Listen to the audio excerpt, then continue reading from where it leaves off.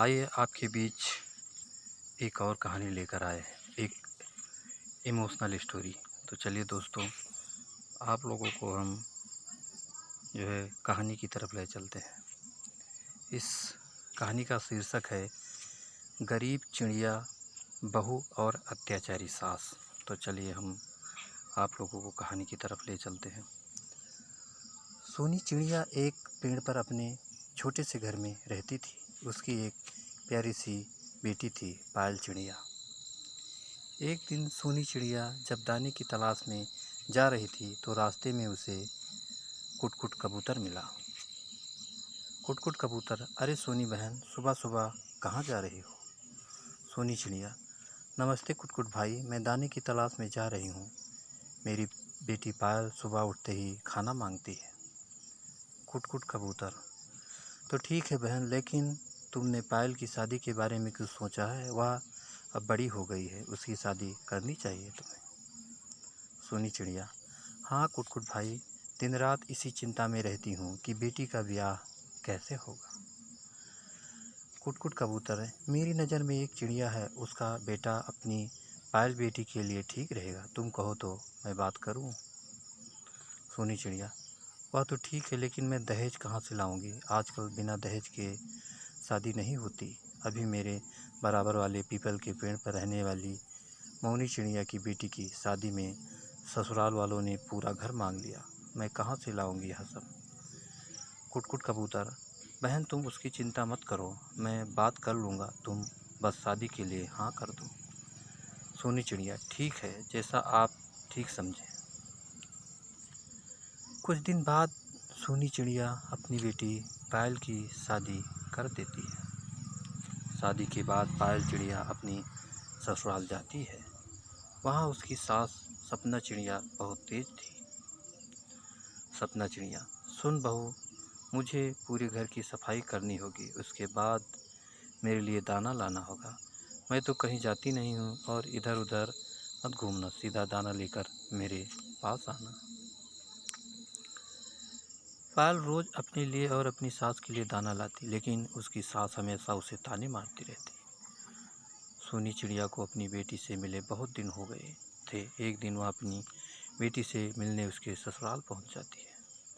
सोनी चिड़िया: नमस्ते बहन सपना, कैसी हो?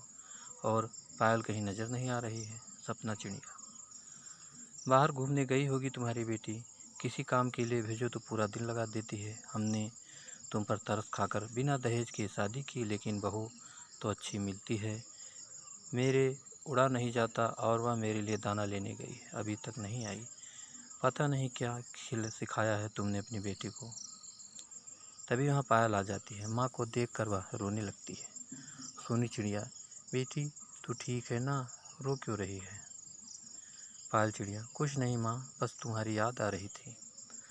सोनी चिड़िया: तू तो बहुत कमज़ोर हो गई है। सोनी चिड़िया: सपना बहन, अगर आप कहें तो मैं पायल को कुछ दिन के लिए अपने घर ले जाऊं। सपना चिड़िया: हाँ ले जाओ, वैसे भी यहाँ कुछ करती नहीं है। सोनी चिड़िया पायल को लेकर घर जाती है। घर आकर पायल बहुत रोती है। पायल चिड़िया: माँ वो लोग बहुत ख़राब हैं, मैं सारा दिन दाने इकट्ठा करके लाती हूँ और दोनों माँ बेटे घर में बैठे रहते हैं और सारे दाने खा जाते हैं। मैं भूखी रह जाती हूँ, कुछ कहूँ तो मुझे दोनों मिलकर मारते हैं। मैं अब कभी वहाँ नहीं जाऊँगी। यह सुनकर सोनी चिड़िया को बहुत गुस्सा आ जाता है और उसी समय कुटकुट कबूतर के पास जाती है। कुटकुट कबूतर: अरे सोनी बहन, बहुत दिनों बाद आई, सब ठीक तो है? सोनी चिड़िया: कुटकुट भाई, आपने कहा फंसा दिया, मेरी बेटी की किस्मत फूट गई। उसके ससुराल वाले उसे मारते पीटते हैं, मैं तो उसे अपने घर ले आई। कुटकुट कबूतर: ये क्या कह रही हो बहन, मैं अभी उनकी खबर लेता हूँ। कुटकुट कबूतर उनके घर जाता है। कुटकुट कबूतर: तुम दोनों माँ बेटे को शर्म नहीं आती? खुद घर में पड़े रहते हो और पायल बेटी को मारते पीटते हो। मैं आज ही जंगल के राजा से तुम्हारी शिकायत करता हूँ। यह कहकर वह जंगल के राजा मिट्ठू तोते के पास जाता है, उनसे शिकायत करता है। मिट्ठू तोता दोनों माँ बेटे को जेल में डाल देता है। जेल में बैठकर दोनों रो रहे होते हैं। तभी पायल मिट्ठू तोते के पास जाती है। पायल चिड़िया: महाराज मेरे पति और सास को छोड़ दीजिए। मिट्ठू तोता दोनों को बुलाता है। मिट्ठू तोता, देखो तुम्हारी बहू कितनी अच्छी है, तुम इसे मारते थे फिर भी यह तुम्हें बचाने आ गई। सपना चिड़िया, बहू मुझे माफ़ कर दे। पायल चिड़िया, नहीं माँ जी, आप बड़ी हैं, मुझे माफ़ी मत मांगिए। दोनों माँ बेटे पायल चिड़िया को घर ले जाते हैं और पूरा परिवार खुशी खुशी रहने लगता है।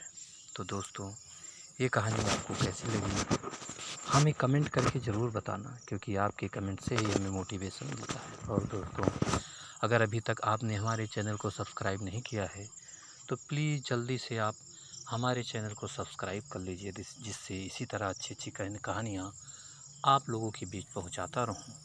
तो दोस्तों, अगली कहानी में आपसे